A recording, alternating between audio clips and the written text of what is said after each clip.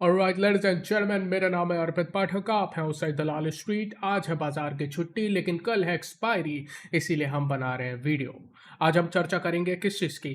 कल वैसे हमने मोटे मोटे तौर पर बाजार की चर्चा कर ली थी। हमने टेक्निकल एनालिसिस की बात की थी, ऑप्शन चेन की बात की थी, उसको हम टच अप करेंगे। लेकिन एक बड़ी चीज़ जो हमने कल चर्चा नहीं की थी, FII DI डेटा, उसकी चर्चा इस वीडियो में करेंगे। तो कुल मिलाकर आज आपको पूरा समझ में आ जाएगा। खैर, मैं थोड़ा सा इंट्रोडक्शन आपको पहले ही दे देता हूँ। देखो, बाजार ना थोड़ा ट्रिकी है, और कल है मंथली एक्सपायरी, और मंथली एक्सपायरी के दिन बड़े मूवमेंट आते ही आते हैं, तो थोड़ा सा ट्रिकी रह सकता है। एक चीज आपको समझना है, बड़ा प्लेयर जो FII और इवन प्रोप्राइटरी जो बड़ा प्लेयर है ना, उसकी जो पोजीशन है ऑप्शन में, वो निहायती निगेटिव है।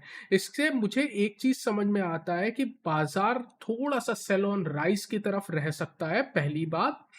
दूसरी बात है, जब तक बाजार एटलीस्ट लेवल सुनना 24,850 के ऊपर नहीं जाता ना, तब तक तो बड़ा प्रॉब्लमेटिक है, क्योंकि बड़े शॉर्ट पोजीशन बने हुए हैं। तो क्या बिल्कुल नीचे धड़ाम से गिरता जाएगा, ऐसा भी होना थोड़ा सा मुश्किल है। तो कहीं ना कहीं मुझे लगता है 24,500 24,800 की रेंज में कॉन्ट्रा ट्रेड चलेगा, ऐसा मेरा मानना है। और क्यों मानना है वो अगर आप मुझे समय देंगे तो मैं आपको बताऊंगा, क्योंकि टेक्निकल डेटा और सारे डेटा बेसिस पे बताऊंगा। बट उससे पहले स्टैंडर्ड डिस्क्लेमर, ये वीडियो सिर्फ मेरी रिसर्च, मेरी एनालिसिस है, जो मैं आपके साथ साझा कर रहा हूँ। इसको किसी भी रूप और प्रकार में रिकमेंडेशन मत समझिएगा।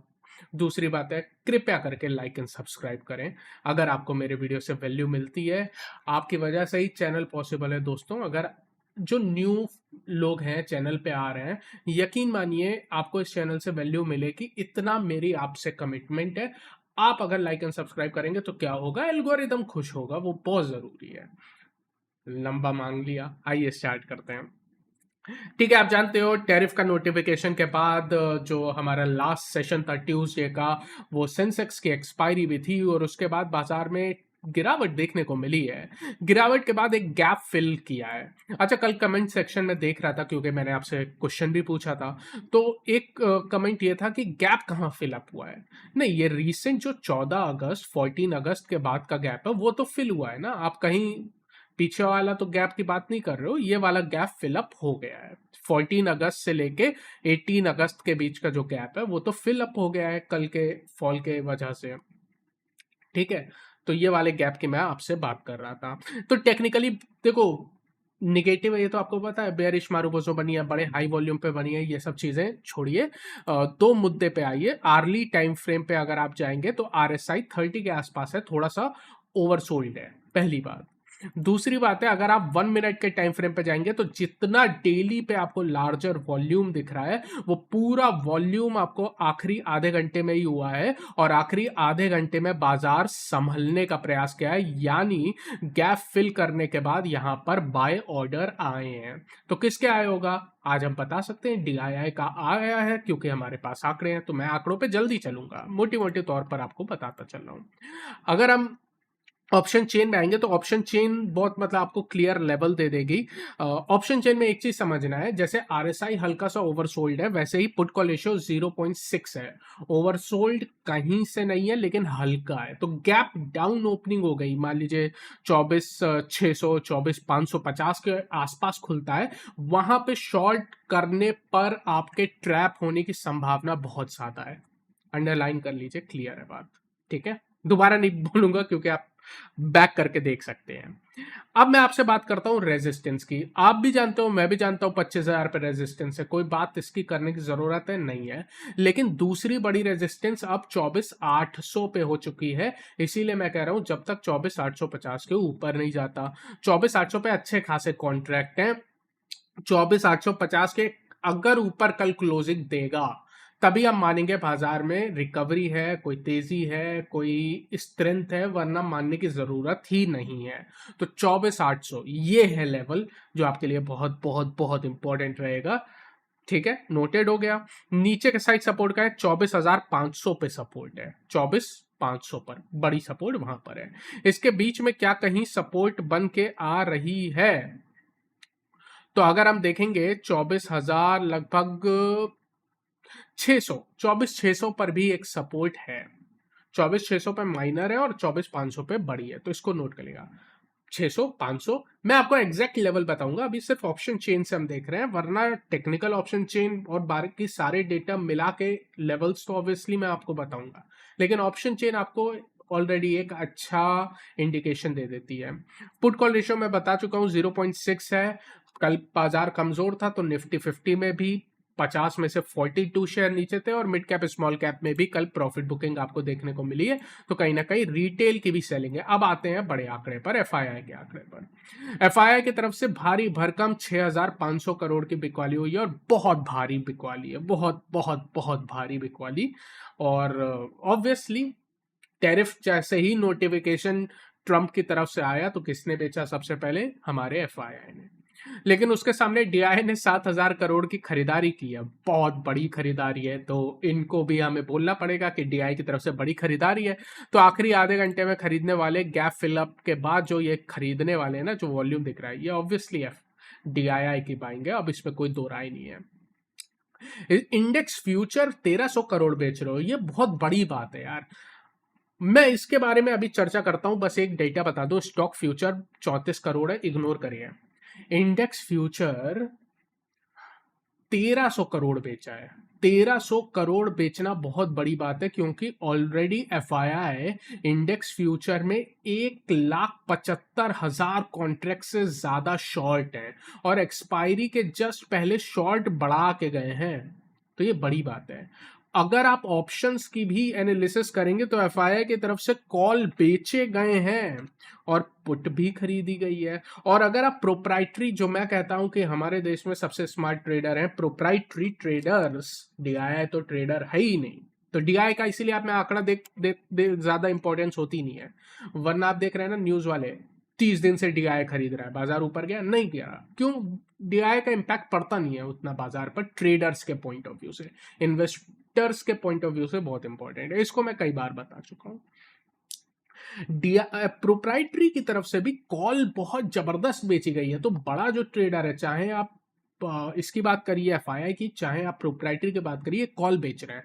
अगर इन्होंने कॉल बेची है तो कौन से स्तर पे बेची है? इन्होंने 24,800 की कॉल बेची है, इसीलिए 24,800 से 24,850, अब मैं लेवल बता रहा हूं, सबसे इंपॉर्टेंट रेजिस्टेंस है कल के सत्र के लिए। इसके ऊपर ही कोई तेजी की बात है, वरना ऑब्वियसली आप कमजोर हैं। क्लियर है? अब 25,000 पे तो है ही सबसे बड़ी रेजिस्टेंस, वो तो मुझे बताने की जरूरत नहीं आपको।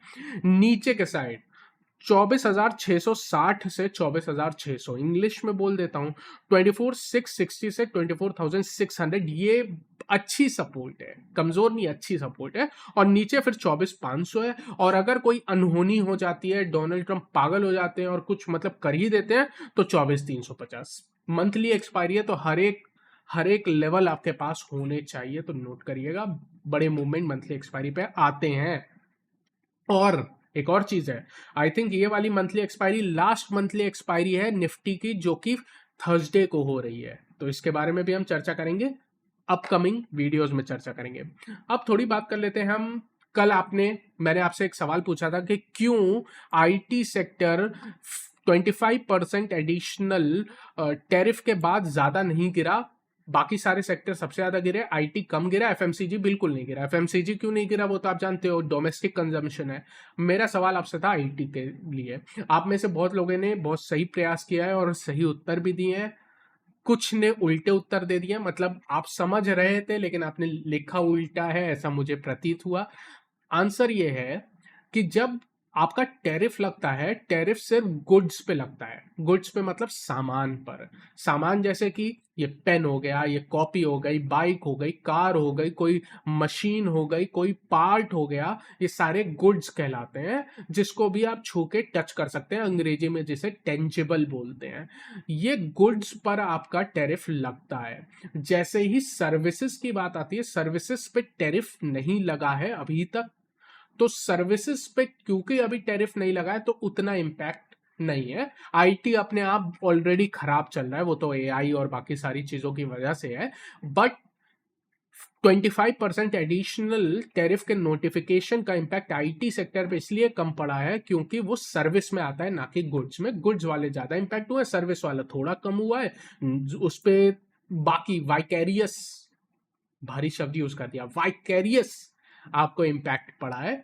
और एफएमसीजी पे बिल्कुल नहीं पड़ा क्योंकि वो डोमेस्टिक कंजम्पशन पर है। पहली बात ये हो गई। और कमेंट सेक्शन में क्या मुझे चर्चा करनी थी? हाँ, एक मुझे आपसे चर्चा करनी थी। अगेन मेरे पास ईमेल आया है, मैं उस पर चर्चा कर रहा हूँ। फाइनेंशियल फ्रॉड्स, अगेन मैं आपसे फिर से कहूँगा, आप कहोगे इतनी इस चीज़ की बात क्यों करते हो? दोस्तों यार क्या करूँ बताओ, हर बार मतलब कौन करेगा अगर हम नहीं करेंगे तो।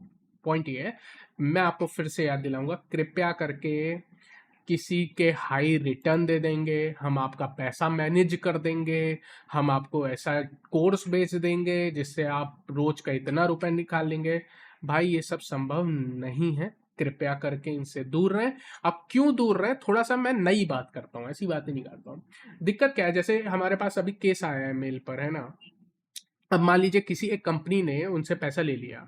अब ये जो कंपनी है वो कह रही थी हम आपका पैसा मैनेज करेंगे, म्यूचुअल फंड में लगाएंगे, ये सारी चीजें करेंगे, और पैसा ले लिया। अब क्या है कि ना उनको पैसे की ट्रैकिंग हो रही है, ना उनको कोई अकाउंट स्टेटमेंट भेजता है ना भाई, CS consolidated account statement. SEBI कहती है हर 10 तारीख, महीने के 10 तारीख तक आपको अकाउंट स्टेटमेंट भेजना है, ये कंपनी भेज नहीं रही है। अब कंपनी के प्रमोटर नहीं मिल रहे हैं, ऑफिस गायब हो जा रहे हैं। ये समस्या बहुत कॉमन है, बहुत कॉमन है। ये चिट फंड वाली भी समस्या आपको सुनी होगी। अब इनमें प्रॉब्लम हो जाती है काफी ज्यादा सीरियस, क्योंकि कई बार ये जो प्रमोटर होते हैं ये बड़े स्तर पर फ्रॉड करके भाग जाते हैं। अगर देश से बाहर भाग गए तो बहुत दिक्कत है। अच्छा, देश में भी अगर उन्होंने उतना बड़ा फ्रॉड नहीं किया है तो मान लीजिए आप अपने लोकल थाने पे जाते हैं, थाने वाला आपसे कहेगा, जो पुलिस ऑफिसर होंगे वो कहेंगे कि बताइए किसके खिलाफ हम रिपोर्ट करें। तो कई बार वो कंपनी फर्जी होती है, रजिस्टर्ड नहीं होती। तो अगर रजिस्टर्ड ही नहीं होगी कंपनी तो कंपनी के नाम पे एफआईआर जाएगी नहीं। अगर आप किसी व्यक्ति के हिसाब से करने जा रहे हैं तो मात्र अगर आप उसको उसका नाम देंगे, कहेंगे ये व्यक्ति है, इसका नाम ये है, इसके खिलाफ एफआईआर कर दो, अधिकारी कहेगा कि भाई मात्र नाम पे मैं कैसे एफआईआर कर दूं, कुछ तो उसके बारे में आप और एक्स्ट्रा बताइए, कैसा दिखता है, क्या करता है, कहाँ रहता है, आपको बताना पड़ेगा। अब कई बार उन लोग, क्योंकि उनको पता रहता है मैं फ्रॉड करने जा रहा हूँ, अपना नाम ही गलत बताते हैं। अगर नाम ही गलत बताएगा तो एफआईआर दर्ज कैसे होगी? अब आप कहेंगे कि बेनामी एफआईआर दर्ज कर दो। बेनामी एफआईआर दर्ज वो अधिकारी कर देगा, पुलिस ऑफिसर, तो उसकी जांच कैसे करेगा? अब दूसरी बात है, अगर ये फाइनेंशियल और ऑनलाइन फ्रॉड है तो एक लोकल थानेदार, क्या उसके पास उतने रिसोर्सेज हैं कि वो इसकी इन्वेस्टिगेशन कर पाएगा? बड़ी मुश्किल है, वो उसके स्तर पे करना मुश्किल है। फिर जब तक ये मामला एक स्पेशलाइज्ड आईटी सेल पे ना जाए, फाइनेंशियल सेल पे ना जाए, बड़े बड़े शहरों में फाइनेंशियल सेल, आईटी सेल अलग होती है पुलिस की, अब उनके पास ना जाए तब तक ये सॉल्व लोकल स्तर पे होता नहीं है, क्योंकि उनके पास रिसोर्सेज नहीं है। कैसे जांच करेगा बंदा? बहुत मुश्किल है उसके लिए जांच करना। आईटी सेल के पास जाएगा मामला तो उनके पास ऑलरेडी इतने मामले हैं, फाइनेंशियल सेल के पास जाएगा उनके पास ऑलरेडी इतने मामले हैं, तो इनका निपटारा पुलिस के लिए भी मुश्किल हो जाता है। अगर आप लीगल पॉइंट ऑफ व्यू से जाएंगे, अगर कंपनी अनरजिस्टर्ड है तो सिविल मैटर बनेगा नहीं, सीधे क्रिमिनल बनेगा। यहां पर criminal breach of trust type के मैटर्स बनते हैं, पर अगेन समस्या आ जाती है। अगर कंपनी रजिस्टर्ड है तो एक बार आपको थोड़ा सा सहूलियत मिल सकती है। सेबी, देखिए अगर कंपनी अनरजिस्टर्ड है ना, आप कहेंगे सेबी क्या करेगी? अगर कंपनी फ्रॉड है, अनरजिस्टर्ड है, तो सेबी का जिम्मेदारी है ही नहीं, ना सेबी के पास रिसोर्सेज है। सेबी क्या है? एक रेगुलेटर है मार्केट पार्टिसिपेंट का। मान लीजिए आपने एक ऐसे व्यक्ति को पैसा दे दिया या ऐसी कंपनी को पैसा दे दिया जो अनरजिस्टर्ड है, तो सेबी उसमें कुछ ज्यादा कर नहीं पाएगी, क्योंकि वो अनरजिस्टर्ड है। सेबी सिर्फ रेगुलेट करेगी, ज्यादा ज्यादा उसको बैन कर देगी। सेबी के पास कोई और अधिकार नहीं है, उसको बैन कर देगी या फाइन लगा देगी। लेकिन अगर कंपनी ही अनरजिस्टर्ड है तो फाइन, मान लीजिए बंदा भाग गया, कंपनी अनरजिस्टर्ड है, कंपनी का नाम ही गलत है, किस पे फाइन लगाएंगे? तो सेबी के पास भी उतने रिसोर्सेज नहीं है। अगर कंपनी रजिस्टर्ड है तो एक बार आपके पास रिसोर्सेज बन जाते हैं। अगर अनरजिस्टर्ड है तब फिर प्रमोटर जो उसको चला रहा है उसके खिलाफ ही होगा। मतलब समझो, ये मामला कॉम्प्लिकेटेड हो जाता है। तो इतने पछड़ों में मैं कहूंगा पढ़ो ही मत। थोड़ा सा मैंने आपको आउटलाइन दे दिया है, इन पछड़ों में पढ़ो मत। अपने पैसे की जिम्मेदारी स्वयं लीजिए। जिस दिन हमारे देश में ये हो जाएगा। भाई अपना पैसा अपनी ज़िम्मेदारी रखिए, और रातों रात कोई ड्रीम इलेवन करके, कोई एफएनओ करके, कोई बिजनेस में कोई एमएलएम करके, ये सब थोड़ा सा बचिए। मेहनत से कमाते, थोड़ा सा प्रोटेक्ट करिए। भारी बात हो गई, छोटी की बात थी तो मैंने इस टॉपिक को ले लिया। Thank you. Protect your capital यार, बस, है ना।